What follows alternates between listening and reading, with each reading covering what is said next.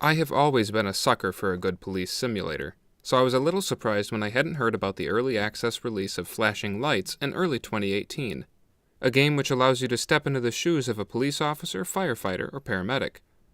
Like many others who enjoy this category of game, I am anxiously awaiting the release of Police 1013, but until that comes out, I have to try and find other games to fill that void. This game has a ton of bugs, but in a way, what they have already accomplished is incredible because there really aren't any standalone games in this category right now that are any good. Will Flashing Lights make a mark for itself? Let's find out.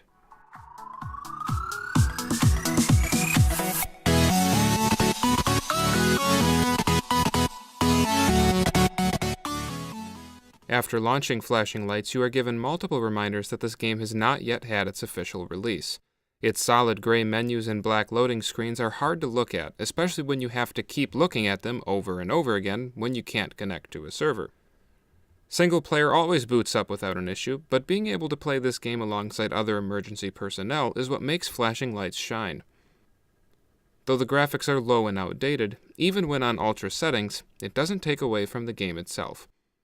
It reminded me a lot of the LSPDFR mod for Grand Theft Auto, which always ended up crashing, so my hope for this game was that it would at least stay running. The vehicles in Flashing Lights are extremely limited, but it's nice to see a developer that made a game where the cars on the road are careful not to run into each other. Even when in pursuit of another vehicle, it had a somewhat realistic feel because they weren't crashing every 7 seconds. It is unfortunate that the vehicles don't move more out of your way when you come flying through with your lights and sirens roaring, and sometimes the generated accidents get in the way of the flow of traffic, blocking your way from actually getting to where you need to go. The calls that you receive are very repetitive, and sometimes bugs make them impossible to complete. I tried to respond to a call about suspicious activity, but after I got there I watched the 2 people vanish right before my eyes. A drunk driver call-out never placed a marker on my map, sending me on a mission doomed to fail considering I had no idea where to look for the suspect.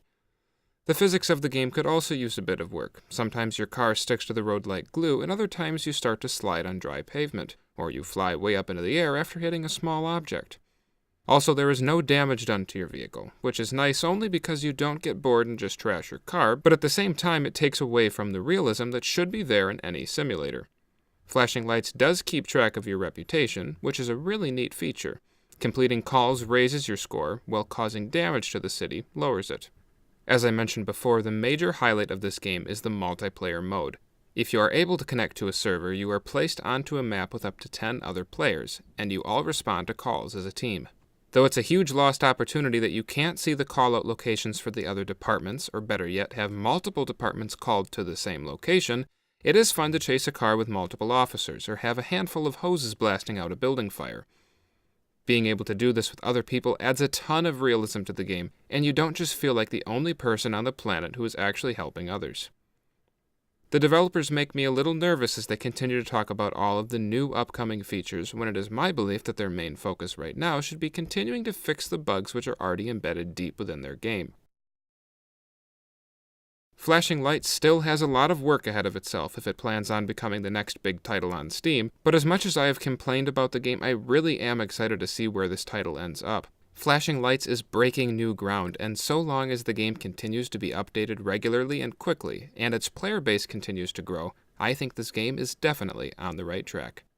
This has been Picking Up Steam.